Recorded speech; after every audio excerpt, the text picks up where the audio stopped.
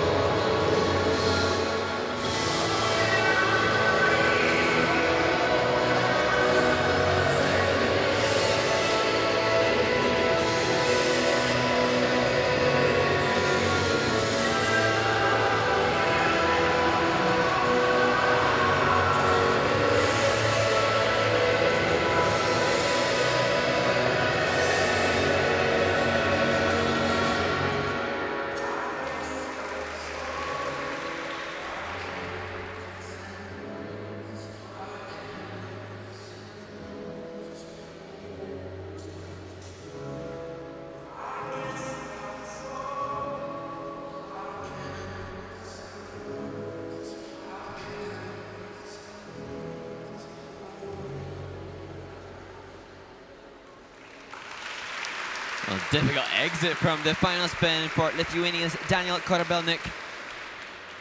A challenging skate for the skater who's had success internationally, but not at this level yet. You know, it would be an interesting study as when a skater comes into these competitions, how many run-throughs they've done. Yes. We talked about that because that has got to do with conditioning. He got really tired partway through the program. It was really good at the start. You know, fairly good camel positions, you know, and the posture wasn't bad. The arms are really kind of droopy and they're out of position, but you can see the strength to hang on to that first triple loop and then comes down the ice for the triple flip, strong enough to get up in the air, but bent in the air and loose legs, so was not efficient in rotation. Triple flip there was better, gets the free leg back in time for the double toe. So you can see some good mechanics here, but when the fatigue started to set in, you know, it's really problematic. So how many run-throughs are you able to do? Because you may not have the ice time as other skaters for sure, but it would be really interesting to know We'll never know. But well, it's so true, Ted. Like, who yeah, could do that it's just, you know, when you see the fatigue, start to set in, it's not the skater's ability, it's just the preparation, perhaps, and no fault, perhaps, because there's not enough ice time or whatever it could be.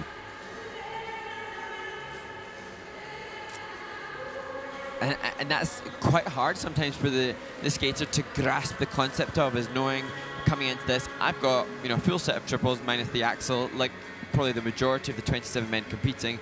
Therefore, ergo, I should be within contention of being in the top half at least.